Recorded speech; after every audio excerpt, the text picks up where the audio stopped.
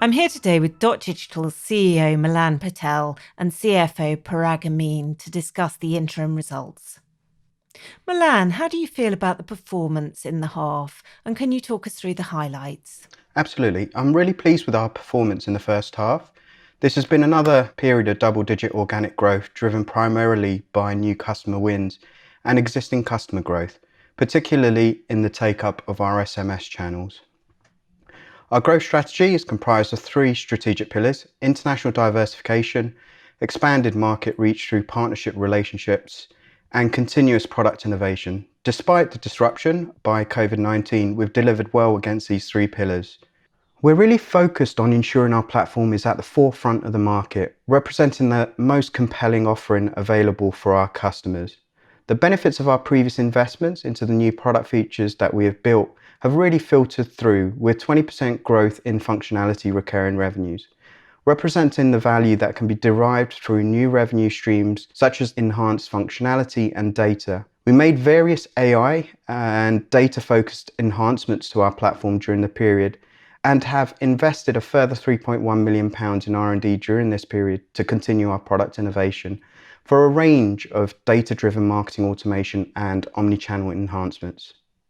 The partnership relationships we've built have continued to go from strength to strength during the first half and further extends the group's market reach beyond its direct sales channel. In particular, Shopify Connector revenue grew by 115%, and our Microsoft Dynamics Connector revenue grew by 25% compared to the same period in the previous year. Overall, sales originating through strategic partner referrals increased 20% to £12.8 million, demonstrating the ongoing benefit these relationships bring to the business. We've also accelerated investment in building a more scalable partnership program and have hired an experienced leader to head up the global partnerships to increase the management's bandwidth and focus. The Engagement Cloud platform continues to be well received globally and have multiple hubs across EMEA, North America and APAC that we can really scale from. Organic international revenue growth has increased by 27% to 9.3 million in the period, and international revenues now represent a third of our total sales, excluding discontinued operations, continuing to deliver on our vision for diversifying more revenues outside of the UK. What's the current state of the market? While there's been a steady increase in digital spend over the past few years, more than ever, we're seeing an increased demand for our services. A recent study has shown the wave of new digital customers in 2020 amounts to a jump of 5 to 10 years in projected adoption. This has fueled the shift to technology-led marketing campaigns. Projects that were in the pipeline for years down the line have been moved to the top of today's board agendas as marketers look for new ways to reach their customers. Simply put, when it comes to embracing digital, rather than triggering a new set of trends, the pandemic has accelerated existing ones. This level of demand we're seeing shows just how much importance brands attach to our platform. A considerable increase in consumers creates new challenges for marketeers looking to better understand their customers. And as a direct consequence, we're seeing an increased demand for data-driven capabilities. The intelligent use of data is now more important than ever for brands to ensure any engagement with customers is personalized and relevant. We also experienced particularly substantial growth in our SMS channel, demonstrating an increase in awareness amongst marketeers. This stresses the importance of multiple touch points along the customer journey beyond email. Paraag, can you give us an overview of the financial performance in the period? Yes, so we delivered another period of double-digit revenue growth despite the continuing impact of the pandemic, with revenue from continuing operations increasing 22% to £28.2 million compared to the same period last year. Within this, recurring revenue now makes up around 93% of our revenue, a slight increase from the 91% figure we reported at the last full year. The improvements on this front give us greater visibility on future revenue and ultimately demonstrates the strength of our business model. So looking at the three pillars to our growth strategy, the international growth pillar saw organic international revenue increase by 27% to £9.3 million, with the EMEA region growing 21%, the Americas 25%, and APAC 41%.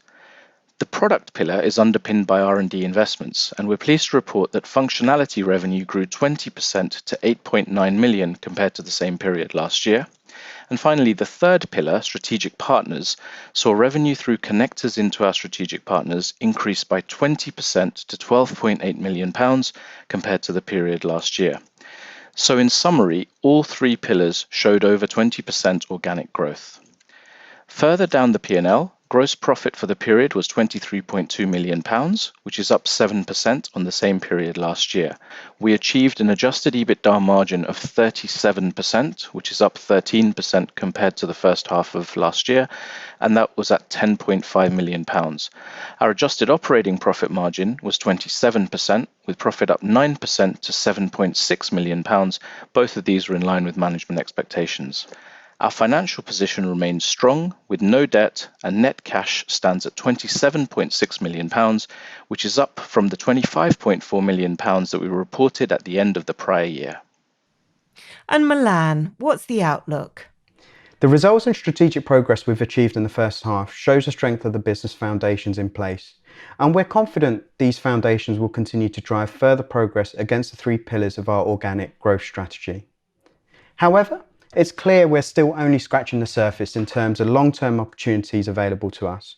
Expenditure on MarTech has seen year-on-year growth of 22%, with a combined value of $65.9 billion for the UK and North America alone in 2019. This is expected to increase, with Forrester predicting global marketing automation spend to grow to $25.1 billion by 2027 from $3.8 billion today. We're conscious of wider economic conditions and the effects of the pandemic upon our end markets. However, the strong trading momentum we're experiencing and the highly visible revenues underpinned by our software as a service model gives us confidence for the further growth ahead. Alongside this, we continue to assess the market for strategic acquisitions to supplement organic growth. We base any potential acquisitions around a threefold criteria of complementary synergy technologies, product functionality that accelerates go-to-market, and a customer base or talent acquisition that helps strengthen our foundations. Finally, I'd like to thank our colleagues for their continued dedication, our customers, our partners, and shareholders for their ongoing support. We wouldn't be here without you all.